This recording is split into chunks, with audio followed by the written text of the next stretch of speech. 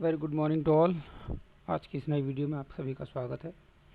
और आज जो हम लेकर आए हैं वो है क्लास 8 का चैप्टर नंबर 4 और वो है कौन सा, मेटल एंड नॉन मेटल। बिना किसी देरी के स्टार्ट करते हैं।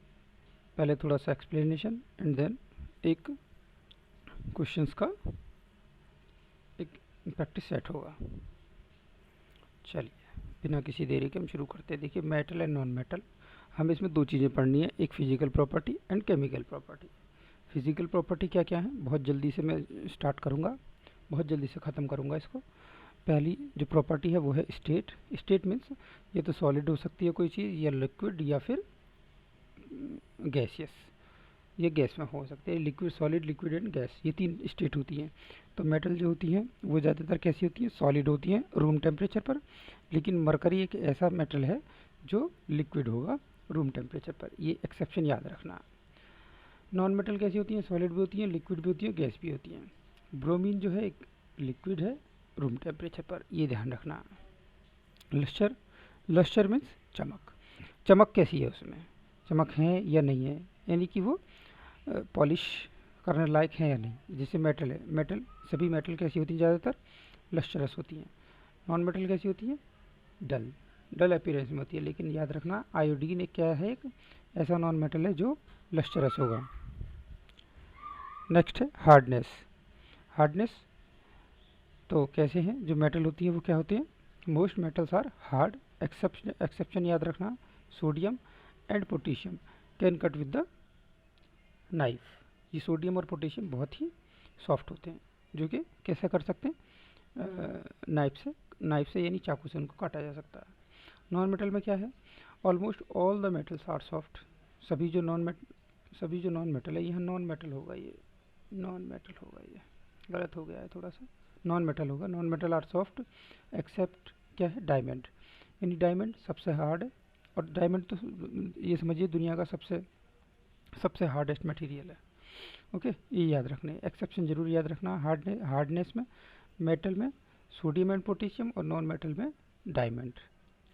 सोडियम पोटेशियम सॉफ्ट है, जबकि मेटल क्या होती है, मेटल होती है हार्ड। और नॉन मेटल सॉफ्ट होती हैं, लेकिन हार्ड, डायमंड क्या है, हार्ड है। टेंसाइल स्ट्रेंथ का मतलब है कि उनको खींचने वाली, जो स्ट्रेच करने वाली जो प्रॉपर्टी है वो मेटल में कैसी होती है। हाई स्ट्रेंथ जो मेटल होती है वो हाईली टेंसाइल स्ट्रेंथ रखती है। नॉन मेटल में कुछ नहीं होता, नॉन मेटल टेंसाइल नहीं होती। अच्छा, ये प्रॉपर्टी जो सोनोरिटी, सोनोरिटी मतलब आवाज़ करना, जो आवाज़ करने वाले हों। तो जो मेटल होती हैं वो हाईली सोनरस होती हैं, और नॉन मेटल नॉन सोनरस होती हैं। देखिए, जो घंटी वगैरह बनाई जाती है, और इसीलिए बनाई जाती हैं मेटल की, क्योंकि वो क्या होती हैं, सोनरस होती हैं। नेक्स्ट है कंडक्टिविटी। कंडक्टिविटी में क्या है कि ये कंडक्ट करती हैं, जो मेटल होते हैं गुड कंडक्टर होते हैं किसके, हीट और इलेक्ट्रिसिटी के। नॉन मेटल क्या होते हैं, नॉन मेटल इंसुलेटर होते हैं। इंसुलेटर क्या होते हैं, जो इलेक्ट्रिसिटी को और हीट को पास न होने दें। ठीक है, लेकिन एक एक्सेप्शन याद रखना है इसमें। वो एक्सेप्शन क्या है, एक एक्सेप्शन है ग्रेफाइट। ग्रेफाइट क्या कर देता है, इलेक्ट्रिसिटी को पास कर सकता है। अब ग्रेफाइट क्या होता है, ग्रेफाइट जो ब्लैक कलर का जो पेंसिल के अंदर सब्सटेंस लगा रहता है, जिसको पेंसिल से जो ब्लैक कलर वाला जो होता है पोर्शन, जिससे राइटिंग करते हैं पेंसिल से, वो क्या है, वो ग्रेफाइट ही है। अच्छा, मेलेबिलिटी क्या होती है, मेलेबिलिटी यानी कि थिन शीट्स में बदलने की जो प्रॉपर्टी होती है मेटल की, उसको कहते हैं मेलेबिलिटी। तो मेटल कैसे होते हैं, मेटल मेलेबल होते हैं। सिल्वर और गोल्ड ये बहुत ज़्यादा मेलेबल होते हैं, इनको बहुत पतली पतली शीट्स में बनाया जा सकता है। ठीक है, सिल्वर की तो फॉइल आती है, आपने सुना होगा। ठीक है, जो मिठाई होती है उन पर सिल्वर लगाई जाती है, बहुत ही पतले कागज़ वाली, बहुत ही पतली शीट वाली। ठीक है, जो नॉन मेटल होती है ब्रेक हो जाती हैं, टूट जाती है अगर हैमर किया जाएगा, अगर उन पर हथौड़ा बजाया जाएगा तो। नेक्स्ट है डक्टाइल। डक्टाइल मतलब तार बनाने की प्रॉपर्टी, खींचने की प्रॉपर्टी उनको। तो ये कैन बी, तो गोल्ड जो होता है सबसे मोस्ट डक्टाइल है। और अगर नॉन मेटल होगा तो नॉन मेटल डक्टाइल नहीं होते, याद रखना बस। नेक्स्ट है केमिकल प्रॉपर्टीज़। केमिकल प्रॉपर्टीज़ क्या होती हैं? रिएक्शन विद ऑक्सीजन सबसे पहला केमिकल प्रॉपर्टीज़ में। अब जो नॉन मेटल होती हैं वो जो मेटल होती हैं आयरन की, जैसे आयरन है, आयरन ऑक्सीजन और वाटर के साथ से रिएक्शन करके आयरन ऑक्साइड बनाएंगी। मैग्नीशियम है, मैग्नीशियम ऑक्सीजन के साथ करके मैग्नीशियम ऑक्साइड बनाएगी। ध्यान रखना, और जो मेटेलिक ऑक्साइड होते हैं, यानी ये जो ऑक्साइड फॉर्म हुए हैं ये नेचर में कैसे होते हैं? बेसिक होते हैं। कैसे पता किया जाएगा? ये पता ऐसे किया जाएगा कि जो है एक लिटमस पेपर लिया जाएगा, तो अगर इनको यानी इस ऑक्साइड को, इसके ऑक्साइड को सॉल्यूशन बना लिया जाए वाटर में लगा करके, और उसको जो है रेड लिटमस पेपर पर डाल दिया जाए, तो रेड में लिटमस कैसा हो जाएगा? ब्लू हो जाएगा। तो इसलिए इससे पता चलता है कि जो ऑक्साइड होते हैं, ये जो मेटेलिक ऑक्साइड होते हैं, ये कैसे होते हैं? बेसिक होते हैं। ठीक है, बिना किसी देरी के याद जल्दी करते हैं। Reaction with water. Reaction with water कैसे करते हैं? जो मेटल होते हैं बहुत ही ज़्यादा विग्रस होते हैं और वाटर के साथ बहुत तेज़ी के साथ रिएक्शन करते हैं, जैसे कि सोडियम है। सोडियम काफ़ी तेज़ी के साथ रिएक्शन करता है, इसलिए जो सोडियम को कहाँ रखा जाता है? केरोसिन में डुबा कर रखा जाता है, ताकि वो रिएक्शन ना कर पाए। फॉस्फोरस वेरी रिएक्टिव है, नॉन मेटल है, जबकि अगर इसे एक्सपोज कर दिया जाए एयर में तो क्या करेगा? ये जो है ये अगर इसे एयर में एक्सपोज कर दिया जाएगा तो ये आग पकड़ लेगा, आग लग जाएगी इसमें। ठीक है, थर्ड है reaction with acids. Reaction with acid करेंगे तो भैया जो मेटल होती हैं वो क्या करती हैं? हाइड्रोजन गैस प्रोड्यूस करती हैं, और हाइड्रोजन प्रोड्यूस करने के साथ में ये क्या करेंगे? एक पॉप साउंड, पट्ट देने आवाज आएगी इसमें। नेक्स्ट है last displacement reaction. Displacement reaction में क्या होगा कि देखिए, ये कॉपर सल्फेट है, ये जिंक के साथ रिएक्शन होगा तो जिंक सल्फेट बनेगा और कॉपर बाहर निकल जाएगा। तो देखिए ये क्या हुआ? डिस्प्लेस हुआ। डिस्प्लेस का मतलब है कि जिंक ने कॉपर को डिस्प्लेस कर दिया और जिंक सल्फेट बना दिया। ये डिस्प्लेस मतलब हटाने की जो प्रोसेस होती है, इसी को कहते हैं डिस्प्लेसमेंट रिएक्शन। बिना किसी देरी से अब शुरू करते हैं हम अपना टेस्ट। अभी तक जो समझ लिया होगा आपने ये चीज़ें, क्या क्या हमने दिखाया। ठीक है, यहाँ तक हमने करा इसकी थ्योरी को। अब हम क्वेश्चन पर चलते हैं। पहला क्वेश्चन है, which of the following is not a metal. कौन सा इसमें मेटल नहीं है? कॉपर, एल्यूमिनियम, सल्फर या आयरन। तो कौन सा आंसर हो जाएगा? सल्फर हो जाएगा। दूसरा क्वेश्चन है, the substance that will be flattened on beating with a hammer is. कौन सा इनमें से होगा? Crystal of iron, lamp of sulphur, piece of coal. तो जिंक ग्रेन्यूल। तो कौन होगा मेटल कौन सा होगा? वो होगा जिंक ग्रेन्यूल। उम्मीद है आप इसमें पॉज कर करके इसके आंसर लगा लेंगे।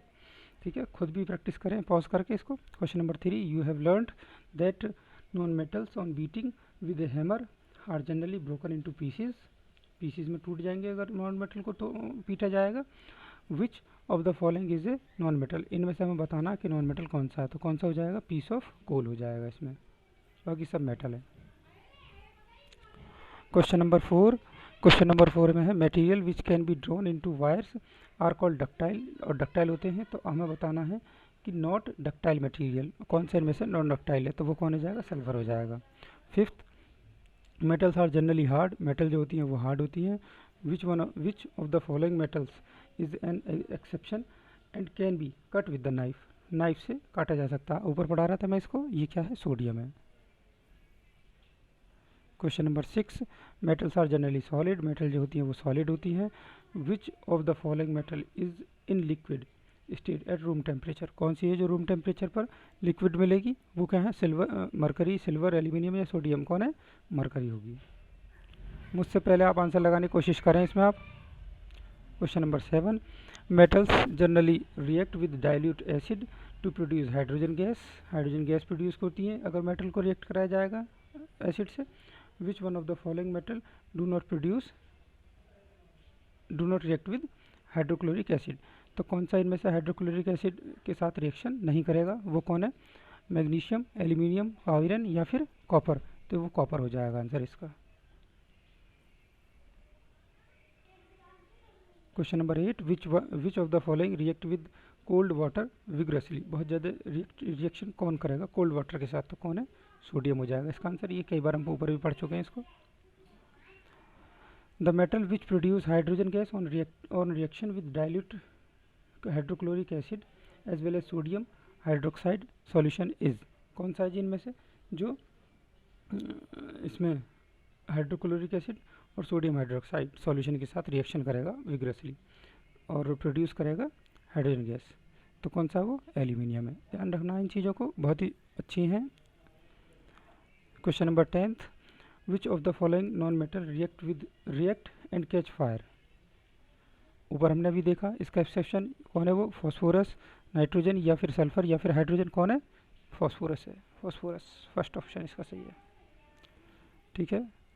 Second last question, generally metallic oxides are basic. मैंने आपको बताया जो मेटेलिक ऑक्साइड होते हैं वो बेसिक होते हैं। Non metal oxides are acidic, ये एसिडिक होते हैं जो नॉन मेटल होते हैं। Solution of which following, solution of water यानी कि कौन से ऑक्साइड का जो वाटर सॉल्यूशन होगा will change colour blue to red. देखिए मैंने आपको बताया था कि जो बेसिक होते हैं वो रेड टू बेसिक हो जाता है, तो एसिड का क्या होगा, एसिड हो जाएगा blue to red to blue, ये ब्लू, तो ब्लू टू रेड हो जाएगा किसके लिए, एसिड के लिए, तो इसका हो जाएगा आंसर एसिड। तो हम देखेंगे कि नॉन मेटल कौन सा होगा, सल्फर डाइऑक्साइड होगा या मैग्नीशियम ऑक्साइड होगा, आयरन ऑक्साइड होगा या कॉपर ऑक्साइड होगा। देखिए ये तीनों के तीनों क्या हैं, ये मेटेलिक ऑक्साइड है, ये नॉन मेटेलिक ऑक्साइड है, तो क्या हो जाएगा इसका आंसर, इसका आंसर फर्स्ट वाला हो जाएगा सल्फर डाइऑक्साइड। 12th वाला है, which of the following property is not responsible for copper to be used as electrical conduction wire. ये पूछ रहे हैं कि नॉट रेस्पॉन्सिबल फॉर कॉपर की वो कौन सी प्रॉपर्टी है जो उसको इलेक्ट्रिक वायर में नहीं बनाया जा सकता, तो इसका आंसर